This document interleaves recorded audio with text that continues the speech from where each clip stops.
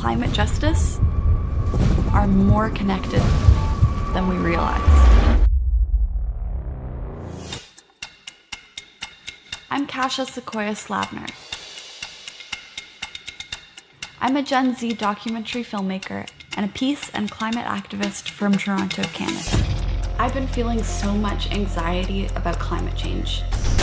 Uncertain, frustrated that people are making decisions for our generation without taking our future realities into consideration.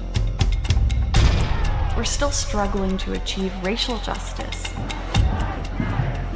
peace, gender equality, and now more than ever, climate justice. The next generation is watching what we do.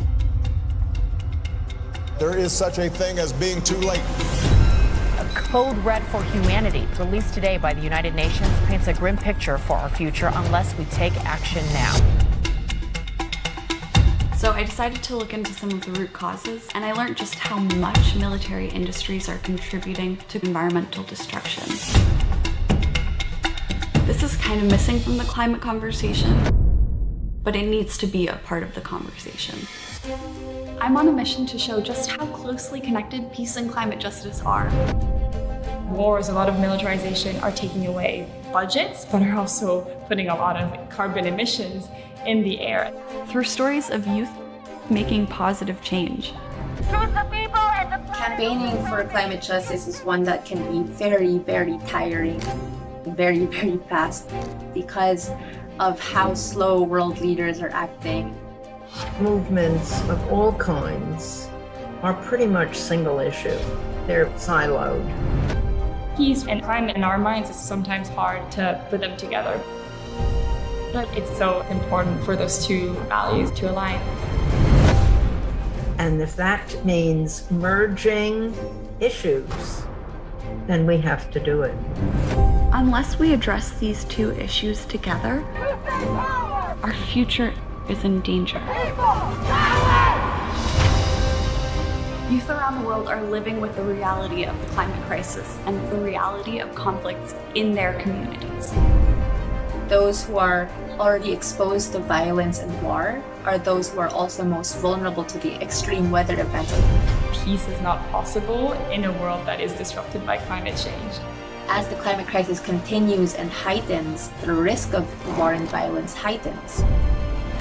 Climate change and nuclear weapons, we have to deal with them together. And stop both clocks ticking towards our extinction.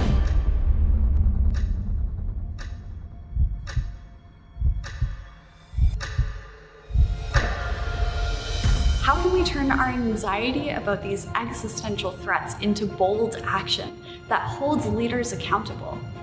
How can we find hope? The climate crisis isn't just about carbon dioxide emissions, it's about people.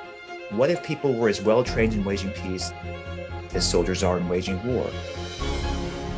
We need a peace movement to accommodate everyone because everyone's life is at stake. A community led by the most marginalized sectors of society, fueled by this love for peace and love for the planet. Take small steps, baby steps. The ripple effect will be very dramatic. Each one of us is powerful beyond measure. It's my hope that these stories of courageous action ease our personal and collective anxiety,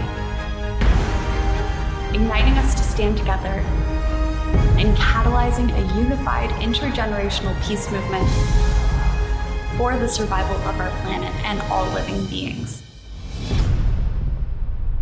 Unless we do something, we're in deep